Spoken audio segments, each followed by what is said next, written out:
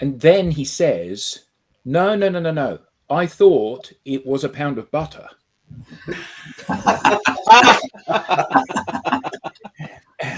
Oh, you joined just at the right time, gents. Yeah, perfect timing. Just the perfect time to miss the joke. Yeah. And I use the word joke in the loosest possible sense. It's that time of the week, everyone. Good morning, good afternoon, good day from wherever you are. And welcome to another edition of the Digital Download. What is it, Rob? What is the Digital Download? It is the longest running weekly business talk show on LinkedIn Live. Woo-hoo. This week, we're going to talk about landing your next role in a candidate flooded market. At the end of 2022, we ran a digital download episode entitled Networking for Your Next Job in response to the numerous layoffs at the time. Since then, we've exceeded last year's layoffs already. There are almost 200,000 additional tech layoffs in 2023. I was reading that just this morning, actually. So in 2022, the thing that I read said there were 164,709 layoffs in tech. And this year, and we're not even halfway through the year yet, 199,297 layoffs in tech. Yeah. And keep in mind, everyone talks about a coming recession, and we've not officially had a recession declared yet. So it feels like it could get worse before it gets better. So with that in mind, we thought it might be helpful to revisit the topic and expand on some of the ideas discussed in the December episode. Before we get into that, though, let's go around the horn with some introductions. First of all, Adam. Hi, I'm Adam Gray. I'm co-founder of DLA Ignite, and I'm not a proud partner of DLA Ignite because I'm one of the co-founders of DLA Ignite. And I'm really pleased that we're talking about this today, because Absolutely. It's like every time I log into LinkedIn, I see somebody sharing news of the fact that they've been laid off or they're under threat of redundancy. And I think it's a scary time for a lot of people out there. Right. Thank you for that. Tim. Hi, yes, thank you, Rob. My name's Tim Hughes. I'm the CEO and co-founder of DLA Ignite. And I'd like to echo Adam's comments that, that we set this up, the digital download, that is, really to educate people. And I think it's a great subject matter to pick, which is to try and educate people to help them get jobs. If you look at the website layoffs.fyi, it actually tracks the layoffs that are coming up. And remember, those are ones that are announced. This doesn't include where people are maybe pipped out of the organization or managed out of the organization. So it's really important, and I think we're trying to give something back to make sure that people have the education to help them get another job. So thank you. Thank you, Alex. Yeah. Hello, everyone. So Alex Abbott, founder of Sapiro. We're a B2B sales consultancy that focuses on social and value selling. And again, I want to echo what Tim and Rob and Adam have been saying. And, proud, I don't know if you can see that, proud supporter of Mental Health Week that we just had in the UK last week. There's many people that are suffering and experiencing many different emotions as a result of being laid off. And so I'm glad we get to talk about this and hopefully give something back and help people find a new job. Right. Thank you. And Jensen. Good day, all. Sorry, that was very Australian, wasn't it? Good day. Hi. Good day. B2B social influence and interactions coach at Sapiro, and also a proud DLA Ignite partner. Excellent. Thank you. And myself, I am Rob Durant, founder of Flywheel Results. We help startups scale. And myself, at my core, I'm a teacher at heart. I'm a helper. And I love this topic because this is an opportunity for me to do just that, to contribute, to help in some way, shape, or form. So, as I mentioned, this isn't the first time we've touched on this topic. We touched on this topic previously in December of last year. And at that time, some of the key takeaways that we had included things like digital networking requires being friendly and sociable to develop relationships and connections. We talked about humanizing your LinkedIn profile and posts by writing them in a conversational style that can make the reader feel like they're having a conversation with someone they'd want to connect with, not just an advert. And your social presence can provide access to job opportunities not even advertised. So to follow up on that, let's start with the first one. How can you use your social presence to effectively stand out from the crowd in your job search? As Tim reminded me when we were speaking about this topic earlier in the week, if Oracle announced yesterday that there were 10,000 layoffs, I don't know that they did. I'm just saying if, for example. And today you'll go in and sadly you're informed that you're being laid off too. You are now the 10,001st applicant in the job applicant pool. So we come back to, how do you stand out as one in 10,001? How can you use your social presence to effectively stand out from the crowd in your job search? Yeah. Well, I think there are two things, aren't there? First is that it's your only USP is you. So, you know, people talk about how they're a professional, self-motivated, overachieving, totally focused, customer-loving expert in this field. But actually, they're just words.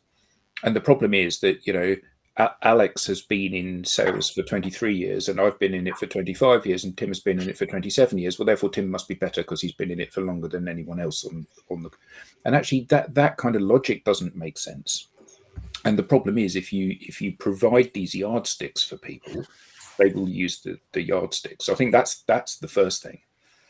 But the second thing is that your value is not defined necessarily by how you dovetail your response to the advert that has been placed there. So I was speaking to somebody just yesterday, I think, and they had left their previous job, and they had left in a bit of a hurry because there had been a falling out, and they said, "Right, I'm out of here," and they had said that they were quite concerned that they were going into a busy market. You know, they're in sales, so loads of people have been laid off, loads of people haven't made quota, so there's a big pool of potential candidates out there. And they said that they know they're good. I mean, clearly they're good because they've already re-employed like 10 days later. And what they said was that the danger is that you just respond to the job advert. And they said that one of the things that they do is they phone the hiring manager and they say, "I can't really tell from the job advert whether I'm a good fit for this. So can you talk to me about the job, please, to see whether it's worth applying?" And one of the reasons they do that is that they get a chance to speak to the hiring manager, which must give them a competitive advantage. They get known by the hiring manager, and then they get to focus on the jobs where they are a good match. You know, tell me a little bit about the company culture, see if it's the kind of business I want to be working within, and I'll tell you a little bit about me, whether I'm the kind of person that it's worth you even looking at my CV. And actually, that's a very powerful way of dealing with that situation differently, rather than just say, "Well, I'm going to send in my CV with a covering letter, along with, as you said, Rob, the 10,000 other people that have been laid off from this business this week." I think I agree, Adam, and I think that when you get laid off, when you go through a job process, it's a sale. It's exactly the same as if you were going through a sales process. Amen. And what happens is that you need to so you need to have the mindset of saying, because quite often what happens is that you're going through this process and you seem to forget all that. And what you have to do is you have to put yourself in, if I was going through a sale, what would I do? The classic example was when I used to work in corporate, and we used to the sales process always ended up with the final interview was a presentation. Now, as far as we were concerned, you were coming to present to the board, so we would expect you to do all of the things that you would do to present to the board, which is you would actually try to speak to everybody on the panel, find out what it is that they were looking for, and what they were measuring, how they were measuring, the criteria that they were using. And we would just get people turning up thinking it's a presentation, and we'd go, so what do you want? And they said, well, I'm coming to present. And you go, well, what? And whereas other people have gone around and actually spoken to the people. Now, you may not actually get to speak to the person, but the fact that you actually tried to reach out was the fact that you ticked the box, the fact that you tried to actually speak to that person and understand what their criteria were. So it's about thinking about this as a sale, and the best thing that you can learn is how to sell yourself.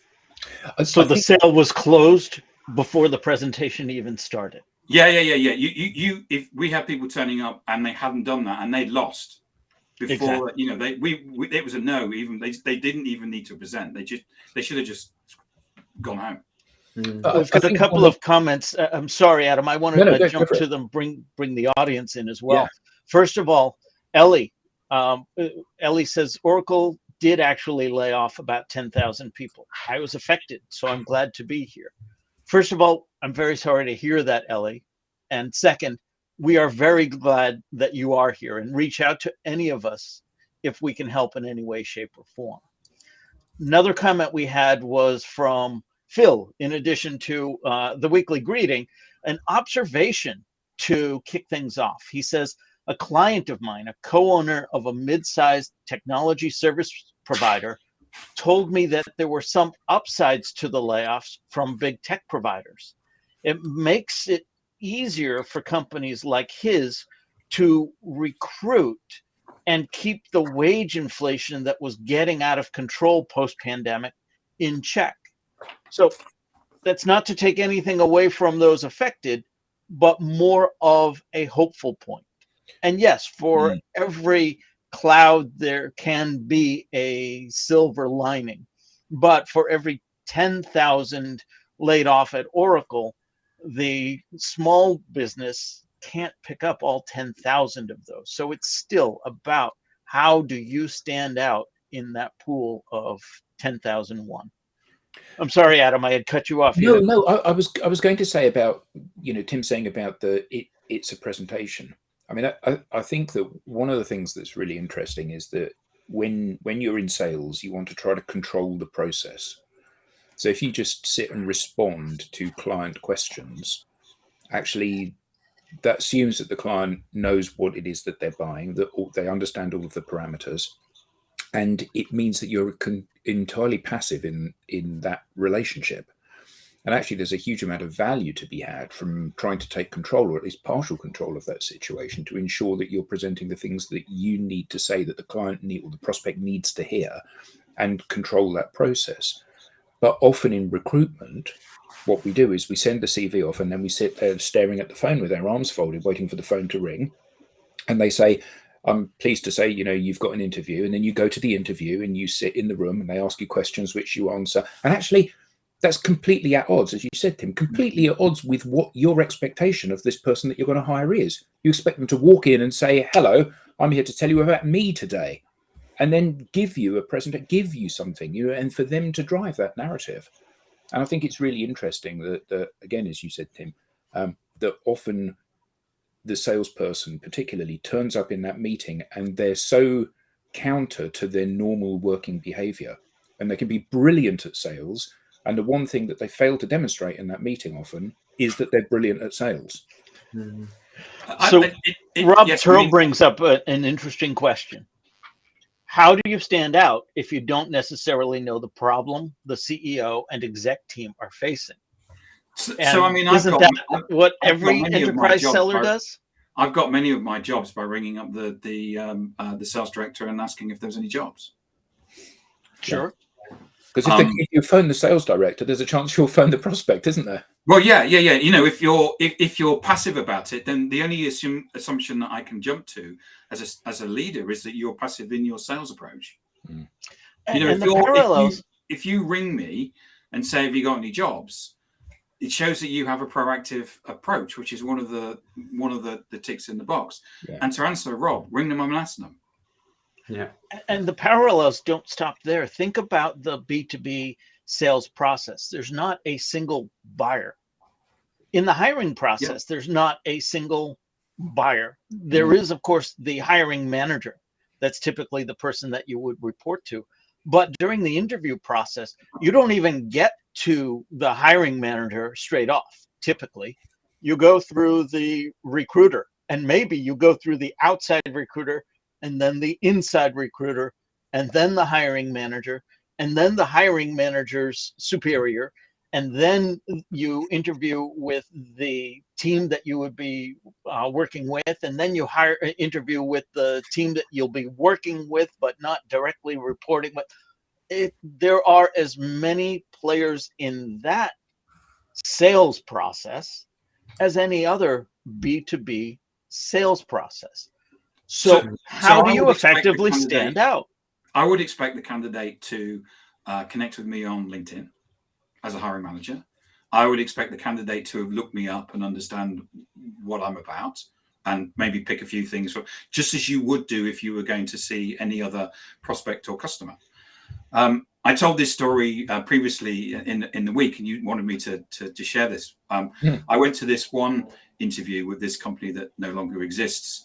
And the sales director, I'd actually been prepped by the recruitment consultant that the sales director does this. But when you walked into the interview, the sales director said, "Right, so why are we here?" I remember this story now. And silence. Pregnant pause. And he just shut up. And, you know, there was people that would say, "Well, I think I'm here for an interview." He goes, "This is a meeting. It's a meeting like any other meeting. I would expect you to have prepared for it. I would expect that you're a salesperson. You would have come with the structure. You would say, right, well, I'm here.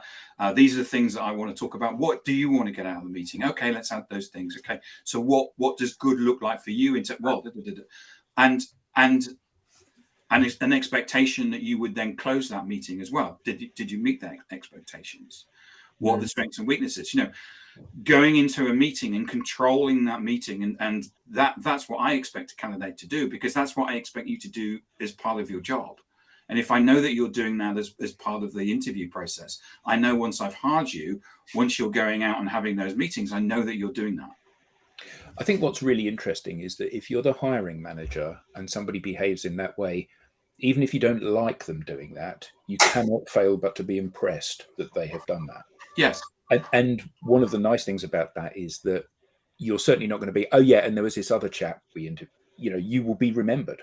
And I remember when I was going into corporate and we were interviewing the team, and my boss had said that he'd interviewed a whole bunch of people, and one of them, he had flown over to the UK from the Nordics, and this guy had put together a proper PowerPoint presentation. And he said, right, so I'm going to talk about how I'm going to break this product into this marketplace.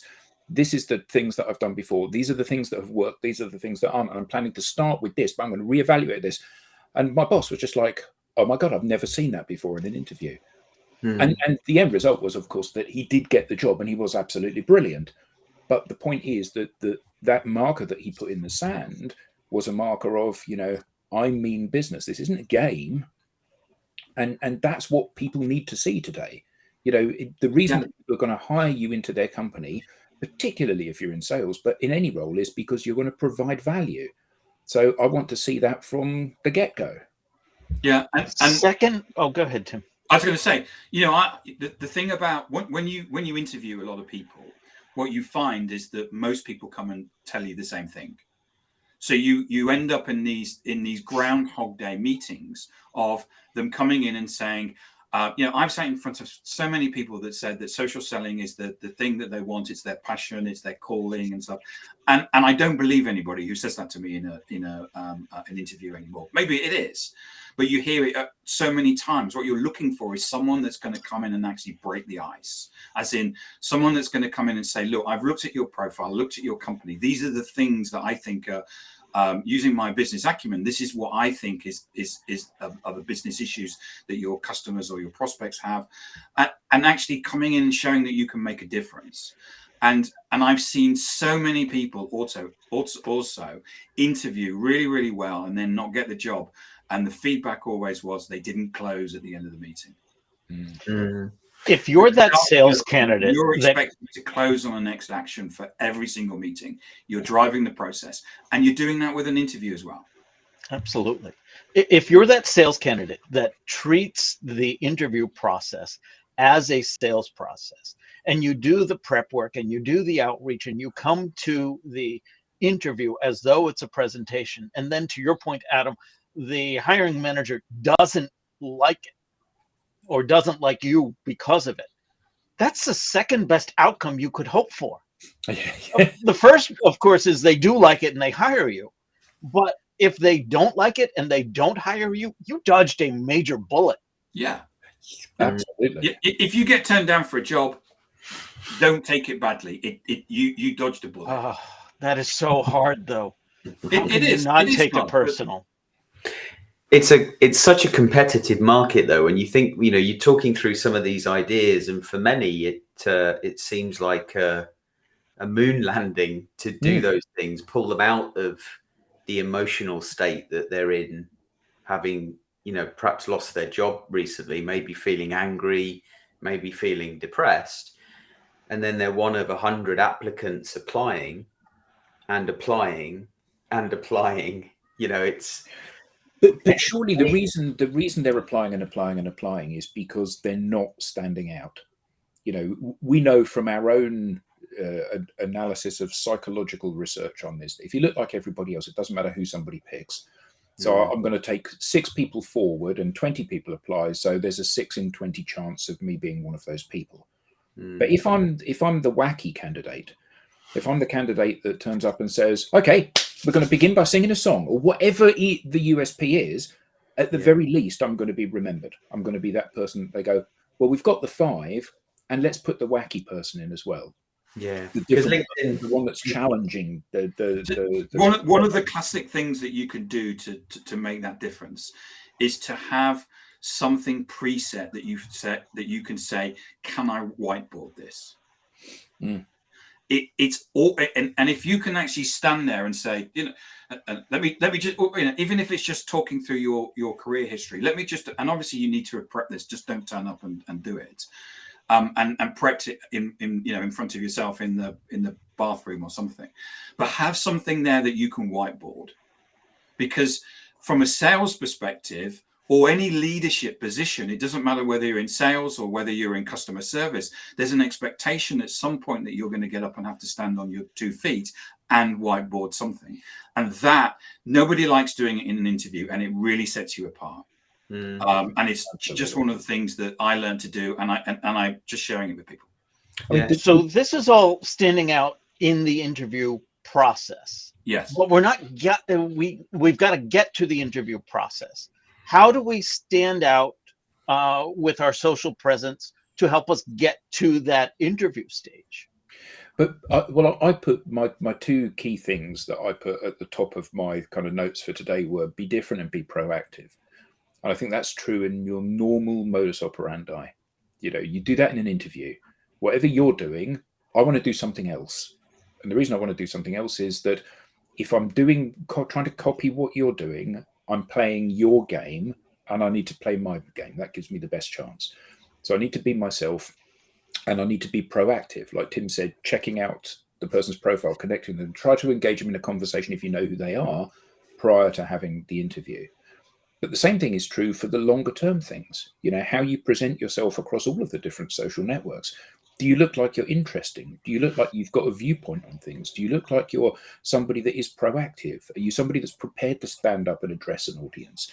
all of these things, which are such powerful business. If you've got a LinkedIn profile, for example, which has not been updated for a decade and has got no content on it, and it says, I sell things to people that don't want to buy them, or whatever it is, and people read it and they go, I don't like the look of that person.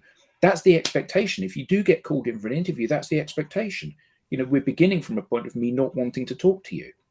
Whereas if you look thrilling, if you've got pictures of you cycling and painting, and here's my view on this, and I've recently traveled here on business, and there's a picture of you at the departure gate, all of those things, you're at least hoping that the person that you're going to talk to might say at some point, oh, I looked at your LinkedIn profile, I saw that you just flew to the Netherlands. Do you have a good time there?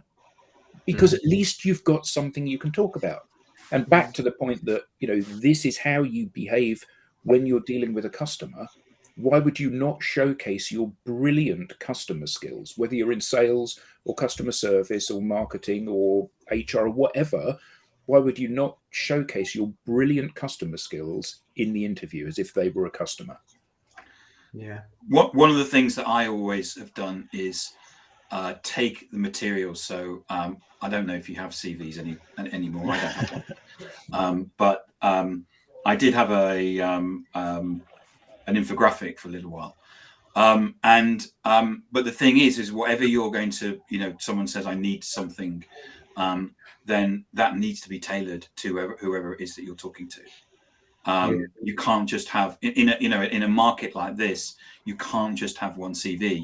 If you're going for an interview where they're selling to life sciences, you need to bring out the life sciences knowledge and acumen in your CV or whatever it is that you put forward. I think what's really interesting there is that you used the words knowledge and acumen, and not deliberately not the word experience, because actually we get into this experience boasting thing. I've been doing it for 10 years. I've been doing it for 12.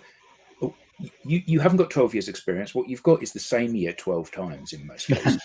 So show me what you know. Show me what's special about you in this area. That's what people need to see, isn't it? The thing that differentiates you. It's business knowledge. Yeah. Along those lines, one of the key takeaways from our December episode was humanizing your LinkedIn profile and posts. So what does humanized content look like? And how can that highlight my field expertise? How can that highlight my acumen, not experience, apparently? Video. Using video. Tell me more, Alex. Yeah. Well, what better way? I mean, we, you talk about tailoring your CV, Tim. LinkedIn make it incredibly easy for people to apply for jobs these days. You can hit easy apply, done, job done. But actually, as we've talked about, tailoring your CV, writing a cover letter that is geared towards that organization and the role that you're applying for, but then taking that one step further and preparing a video that perhaps brings your CV and your covering letter to life, or even replaces your CV. I think that bringing it to life is the important thing, isn't it? You can have the most impressive resume in the world, but it's only any good if I read it. And I'm not going to read it because I don't like the way it's written, or I don't like the photo, or I don't like the job title, or there's something at the top which turns me off. And then, we all jump to conclusions. So I read that bit at the top and I assume I know what the rest of it says. So I put you in the probably not pile. Whereas if you can be different and engaging and yourself, again, back to the dodging the bullet point, if you are yourself and they don't want that, that's not a place you want to be working. If you are yourself and they want that, then you've just annihilated all the competition because there's only one you. And secondly, if they're buying you for who you are, we hear so much about increasingly companies are hiring for attitude, because actually the experience you can learn, the skills you can learn. What you can't learn is the attitude. Showcase the attitude. Back to what Tim said, be proactive, take control of the situation, showcase that to people at every touch point. It can only serve to strengthen your position as an attractive proposition, can't it? Yeah. Alex, did you know that the easy apply button is broken? It is, because it only has half the text it needs. It should say easy apply, hard to get hired. Yes.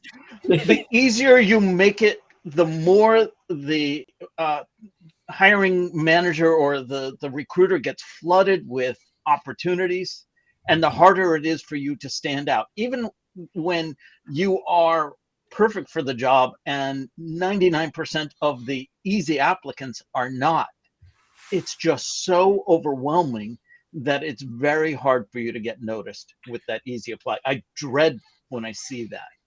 But when there is the easy apply button, if you put yourself in the position of somebody who has just been laid off and they don't want to start their own business, they want to go back into the corporate world, and I'm a sales professional. I've been doing this for 25 years. Therefore, actually, it doesn't matter what I sell. I can go anywhere to do this. Then you open LinkedIn and you just go, easy apply, easy apply, easy apply, easy apply, easy apply. If I do 100, maybe one of them will ask for an interview. So I'll do 200, 500, 1,000, because why wouldn't I? Because literally I've just got to click a button to do it. And actually, if I were the hiring manager, those people would be the very last people I would want to talk to. Well, there is a button on the other side. Easy reject, easy reject. Yeah, but you know, actually what I want is somebody that says, I've looked at your company looks like a perfect fit for me. I've messaged a couple of people that work in the company and they seem like they're having a wonderful time there. I want to be part of that and I'll give you my all. What hiring manager doesn't want to hear those words? You see, if you were in a sales process and the customer says, this is the process that we're going to work to, as a salesperson, what would you do? What you do is go, okay, I'm going to follow that process, but I want to find my way around that. It's what salespeople do. Because if I can basically get around it, I'm ahead of the competition.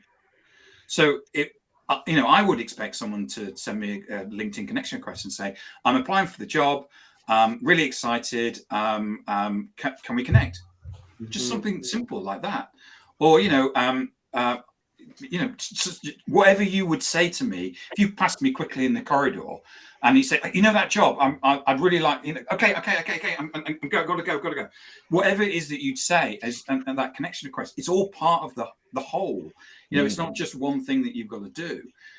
You've also got to make sure that, how do you stand out to the hiring manager? Connect to them and start having a conversation. I see that you were in Amsterdam 3 weeks ago, whatever it is. Because then I'm going to start looking out for you, and I'll start looking out for your CV rather than just press the reject button. So this sounds easy enough, easy in quotation, air quotes, for somebody who's familiar with sales, for a salesperson looking for a sales job. But this same process could be for somebody who's looking for an accounting job or a finance job or an engineering job. And what do you say to people who are not familiar with the traditional sales process? I think there's two things there, Rob. I think it's first impressions and go the extra mile. Because first impressions, everything. Yep. One, if you're meeting someone and you come across confident, and like Tim said, if you're able to have that conversation and go the extra mile and not just apply for the job, because even when you apply, you're still hidden amongst 100 other people that look the same as you. So you need to go the extra mile to stand out, whether, like Alex said, that is creating maybe a personalized video to the hiring manager or someone within that team that's connecting with the wider team. That's then starting to insert yourself into those networking opportunities with the team or the employees within the organization. So you're trying to have that ripple effect to actually, I can't remember who said it earlier on, but you are really trying to sell yourself at the end of the day. You want to make that hiring manager believe that you are the best person for the job and you're willing to go that extra mile. Because like Adam said, if you said to the hiring manager, I will do everything in my power to make this a success, who isn't going to want to hear that? If someone's going to go the extra mile and do everything possible to make it successful, I mean, if I was a hiring manager, I'd for sure take them on. I think the other thing is that how you present yourself isn't just about your professionalism and your skill set. So if you're going to share an office with one other person and you've got two people, you've got somebody who's smiley and happy and someone who's really miserable and doesn't want to talk to you, which one would you rather be in an office with? And I think that this is the point. The more that we can make ourselves look attractive and interesting and the sort of person that is approachable and worthy of having a conversation with, the more likely they are to fit into the company culture. And so much of this is about saying, all of the fears that you have when you hire anybody into your business, I can allay some of those by presenting my best self on these channels. Yeah, there was a post the other day. I didn't interact with it, so I can't find it now, but I don't know if any of you saw it, with the guy who'd photoshopped himself in the ocean with a life belt around him with his hand in the air saying, "Help me, I've been made redundant. It's 2 months now. I need a job." And it had like 1,100 likes on it. Yeah, I think that's actually gone past 5,000 likes now. Jensen makes a great point. I mean, I know someone who recently got a job by sending a video to the hiring manager. He created a video and got a job. And he stood out. Anyway, Rob. Yeah. Yes. Segue. So Rob Turrell had a great comment. Most of the roles at the senior end are not advertised. They may be within a post, but they're not on LinkedIn Jobs, which brings us to the next takeaway from our December episode. Your social presence can provide access to job opportunities, not even advertised. So how can I get access to job opportunities, not even advertised? I think there's it's one of those urban myths. Was it 70 or 80% of jobs are never advertised? That sounds familiar. Yeah. So you're a salesperson. So you've got your target market, and you've got your ICP. So you've got your the person that you basically want to go and talk to, and you sit there and go and talk to them. Especially at the senior end. The senior, the all better. About if you're a salesperson, you should be able to navigate and go and talk to people at the senior level. At the senior end, it's all about networking. I mean, I tell my students who are not at the senior end, but I want to lay this foundation. It's not about who you know. It's not about what you know. It's about who knows what you know. And if you are a senior leader in any field, you would have established your network at this point. And if you haven't, well, exactly. So I haven't, and I'm an IT leader. What do I do now? Well, you need to go and create one.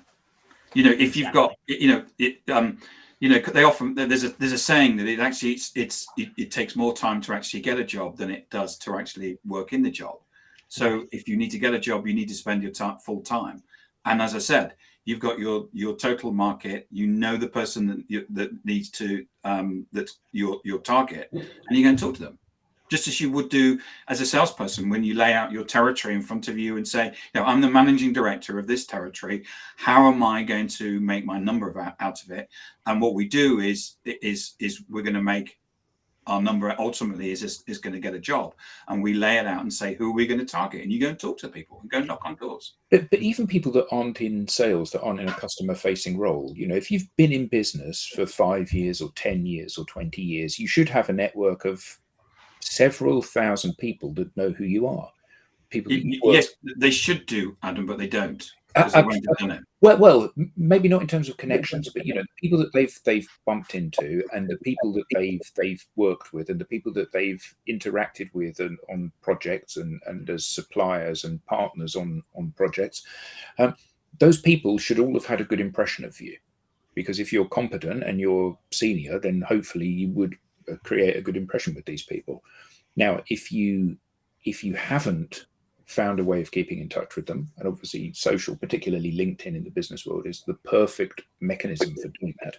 If you haven't already done that, you should have done. So, shame on you for not having done that. If you have, if you haven't, and that's your starting point, then the first thing that you need to do is to dress your profile to reflect who you are and make you approachable and everything.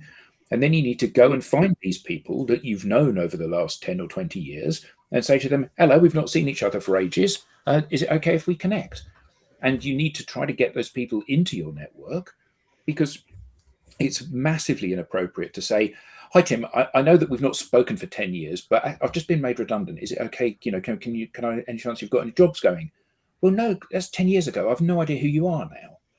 But fundamentally, you need to connect to these people, and you need to start to build bridges and PR yourself into this network that you're creating. But if anybody wants if anyone wants a job at DLA Ignite or one of our partners, then what you should do is you should connect to me, and you should connect to Alex.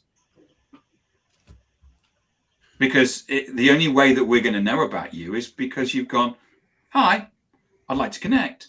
I saw you on the digital download. I thought the advice that you offered was okay, but this is about getting. This is a sale.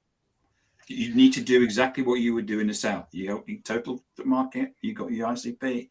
You go and contact them. And it's not just about that one-on-one networking, that one-on-one outreach. It's about sharing what you know. What are the questions that people in your industry typically ask? What are the answers? There are things that you can share just for the sake of sharing, with no expectation in return. And if what we're looking for as leaders is we're looking for somebody that has something more than just the sales acumen. What we're looking for is something that that you're interested in something. And as Adam mentioned earlier on, it could be that at Saturday you're going to play tennis. Okay, let's see that. Let's see a photo of you playing tennis. Or if you're in sales, let's see the passion for you being in sales. Find a Harvard HBR article on sales and share that and say, I've read this article and I really think that these things are important from a sales perspective. Where's your passion? Mm-hmm. Let's see the human side, but let's see the passion. Let's see the hunger in you, and the fact that you want to develop or you want to move forward, and you can project that out on social media, because that's where the modern buyer, the modern leader is going to be looking for that as well. So Andrew brings up a good point. When senior roles do get advertised, it's often part of the process they have to follow, and will only be advertised for a day, because those roles are already filled. Of course, then he follows up with his typical humor. Thanks, Andrew. I'll stay a fan of DLA Ignite, Sapiro, and Flywheel. Thanks for the offer. Apparently, we can't hire him. We can keep trying, though. Yeah. So some of the other things that came to mind, we were talking earlier about standing out, and I remember speaking with my freshmen last semester, talking to them about cover letters and using the cover letter to stand out. Now, when I talk about cover letters, the students push back, my candidates push back, the industry in general pushes back, saying, at best, only 1 in 3 hiring managers or recruiters read your cover letter. And I say to that, great. I don't have to write a cover letter if you can just tell me which 2 out of 3 are going to ignore it. Because they cannot, I contend that you should include it each and every time. And that gets 100%. Overwhelming to most of them. That's Which when brings us again to the point of refining the jobs that you're applying for. well, Because that's if you're going to apply for 500 jobs, you can't write, because it should be handwritten, you can't write 500 covering notes. So choose the 10 that you want, apply for those, write 10 notes. That's exactly what I told one of the students when she pushed back. She literally said, I will be applying to 300 jobs when I graduate. You cannot expect me to write 300 individual cover letters. And I shared with her exactly what Adam was saying. Do not ever think that you will be applying to 300 jobs. If you're applying to 300, you might as well apply to 0, because that's how many you will get. You're throwing shit at the wall and hoping it will Right. stick. But you would never do. You wouldn't do that in sales. right. You would focus in on who it is that you want to sell to. You know who your target market is. You know who would be best to hire you, where you would fit best. Yeah. Pick the companies that you would want to work for. Pick the first 10, apply to them, then pick the next 10. Just as you would do in sales. Well, and also pick the top 10 accounts. And also, if it's a large company, don't assume that by sending or replying to one person in that company that you've applied to the right individual, because there could be multiple hiring managers or multiple talent acquisition experts managing. So, I mean, if you think about the company that the three of us have worked for, there are I don't know, hundreds of hiring managers. Yeah. Oh, got an echo there. So the intersection of customizing your cover letter to the job application and uncovering the hidden job market. How do we combine those two? Because to me, I can see a clear path to that. Do others see a clear path to the customized cover letter and the hidden job market? Well, the hidden job market, let's touch on that for a bit, because I've just been playing around on LinkedIn, searching on different terms like hiring or layoffs, and it's amazing the amount of people that are posting about their company or their friends that are hiring. So if listeners on the call aren't doing this, then use LinkedIn to search for terms or topics related to hiring, and see what you find. That might uncover something. I just wanted to go to Rob's comment here. Why do you think quite often those who are most interested in the role are least likely to get them? I actually think it's more based on how badly does the individual want it. Because if someone would like the job that badly, they'll go that extra mile. And there's different ways of going the extra mile, right? That's even willing to travel and meet a certain individual in person, greeting them in person, asking in person about the job, because that in itself, if someone can see that you've made the effort to leave your house, dress up smart, practice a speech, and then actually introduce yourself in person, it shows a number of different skills and qualities that individual is going to want. You mean like an event or an exhibition where they're going to be? Yeah. Exactly that. And even if it's an event, walk around with your laptop or your cover letter and CV and have that there ready. And maybe don't just drop in, do you have any jobs? Start a conversation. Maybe show that you have knowledge within the industry. Bring some statistics up. Have a nice conversation where it flows. Then once you've shown that you have that knowledge within the industry, then drop the question. Exactly. I think that's a really important point, Jensen, which is that if we were at an event or wherever we were, a networking event or whatever, we wouldn't walk in and say, buy my product because we're great.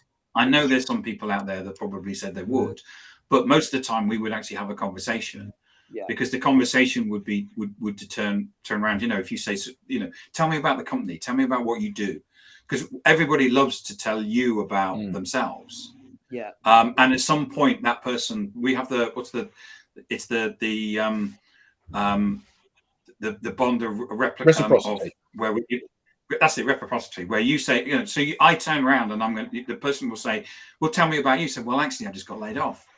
thanks for asking. Oh, that's really terrible. And at that point, because you've spent the time investing in understanding the other person, that person is more likely to turn around and say, I've had people hand me CVs and you just like, oh, God, but if you've actually had a conversation with the person, you go, actually, I'll actually send it to the hiring manager. You're more likely to get the person to respond. Yeah. So Rob responded, actually, my point is the opposite. And again, what he said was, why do you think quite often those who are most interested in the role are the least likely to get them? Yeah. It's more than just interest. There also has to be acumen. Well, those people that assume that they're right, that based on their experience, they're perhaps the most qualified for the role, perhaps don't try as hard as someone who isn't. And therefore, they've made the effort to stand out and be noticed. Yeah. Yeah, I mean, Rob's point, can you be overeager and not more probing? I think you can be, but I think that the problem is that your perception of what a job is shifts, doesn't it, when you are desperate for work. So you begin, if you're happy in your job and somebody that you know and like and trust comes up to you and says, I would like you to come and work with us, you're very calm about it because you've got no intention of moving. When you're out of work, all of a sudden you're looking at these things and you know that your ideal job is mid-level sales leader or technical support. And all of a sudden you're looking at jobs. Oh, I could do HR actually, because they've got a job for HR and I could probably do that because I've got a lot of the skills that they're looking for. And actually, I think that it is, yes, you become overeager, but I think that part of the problem is you become desperate. And, your point, Jensen, if you walk up to somebody and you say to them at a show or at an event or in a networking opportunity, say, have you got any jobs? Well, no, I haven't got any jobs. If, however, you take some interest and you say, your company looks like it's really interesting, tell me what it's like to work there. And then they tell you what it's like to work, and you go, do you know what? That's exactly the sort of company that I would like to work at. What would I need to do to get an opportunity to work at your company? That's much more likely to get a positive response. And I think that so often people are so desperate to close the deal. Oh, I'll do that. And actually, people don't want you to do the job. They want you to your point, I think, Rob, they want you to solve the problem. The problem is we need more revenue, or we need to solve this technical problem, or we need to get better people in, and we need better contracts, or whatever the problem is. They want you to solve the problem. They don't want you to go in and do a job. It's the same as in sales, where you can become overeager. The term that's bandied about is commission brain. Where you become overeager to get the sale, and it's a fine line between showing that you're interested and you're being overeager. It's the uncertainty that's maddening.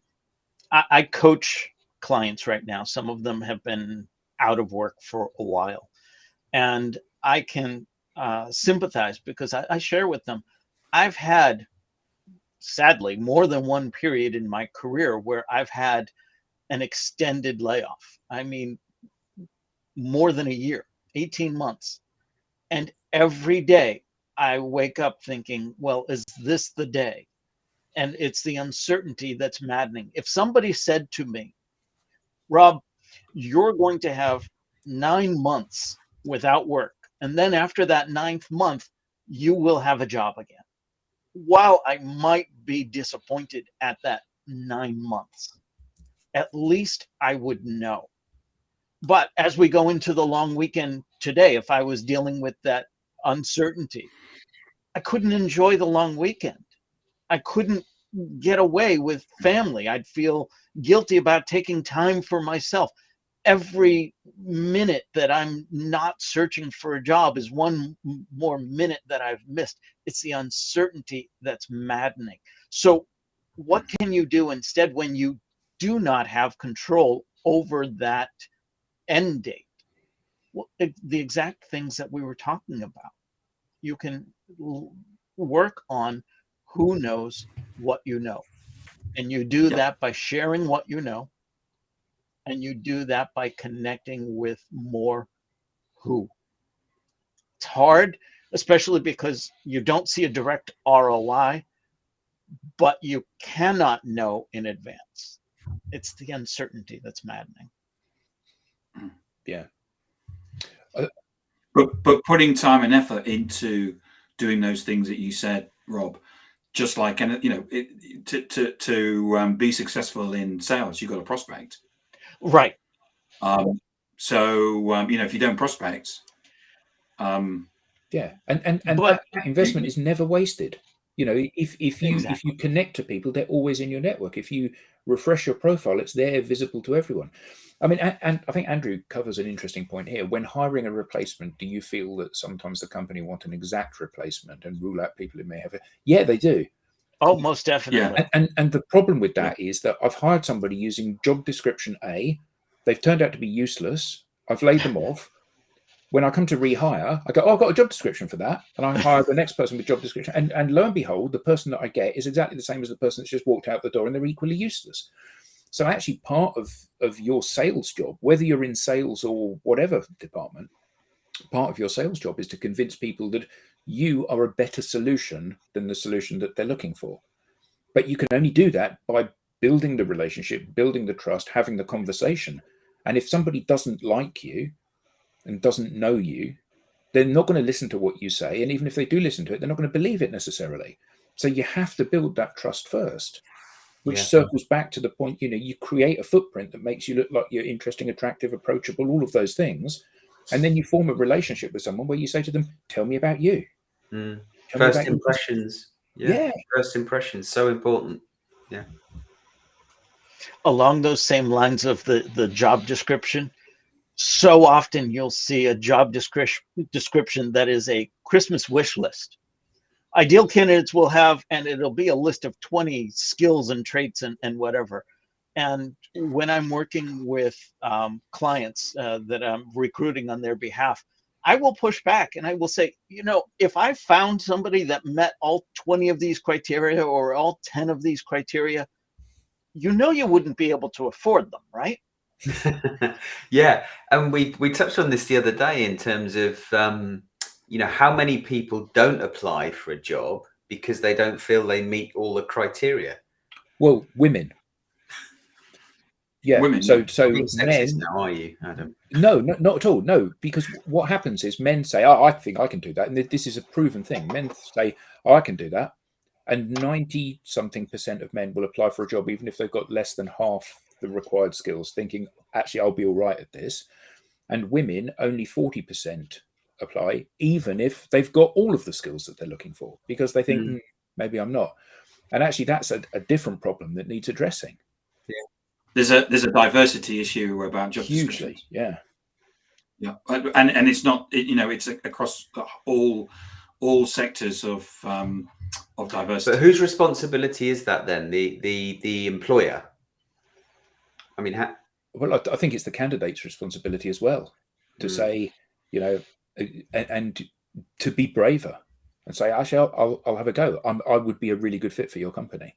And I have seen some job posts now where at the bottom, the company actually says, we know that not everyone will have all of these skills or traits or whatever. We encourage people to apply. So it's at least an attempt to address some of that discrepancy. I don't know how effective it has been. It's really important to try, though, isn't it? Absolutely. And acknowledge it at the very least. We have a comment from Sean. Never ask for a job. Ask for advice. Good advice, or as Sean. Adam puts it, get the employer to explain to you about the company. Yeah. And then another comment that just came up from Rob.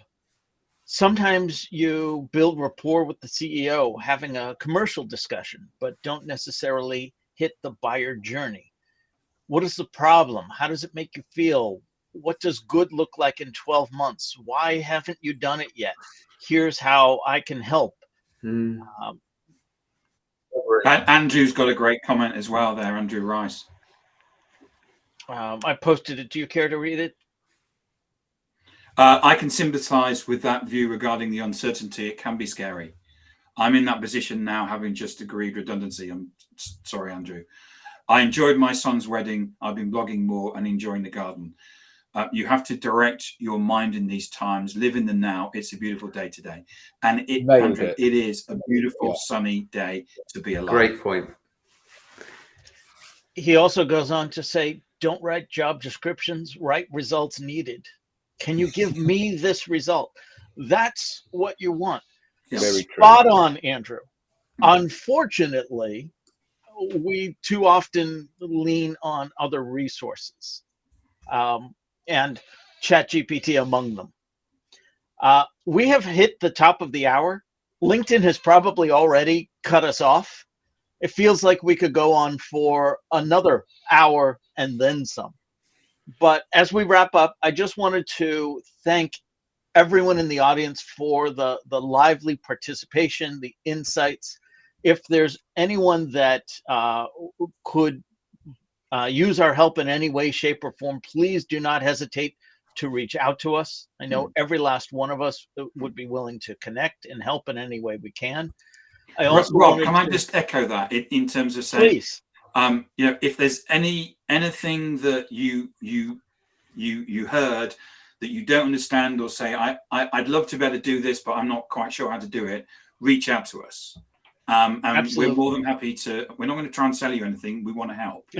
And we're more than happy to basically have a call with you and explain to you some of those things in more detail.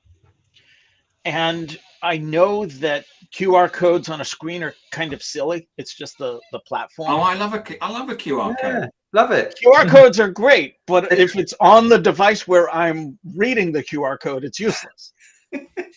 But I did want to share with the audience, if you have something to say, it doesn't have to be specific to this topic, it could be any topic.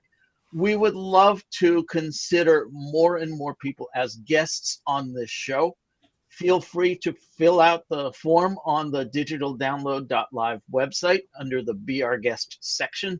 You can find the short link here, the QR link here, and we would love to hear from you. Cool. All right. Another fantastic episode in the books. Again, thank you to our audience for participating. Thank you to the panel for another great week. And I know it's a holiday week here in the States. I believe it is in the UK It is in the UK and Europe as well. Yeah. Have a safe and happy holiday, and we will see you all next week. Yeah. Thanks, everybody. Bye, guys.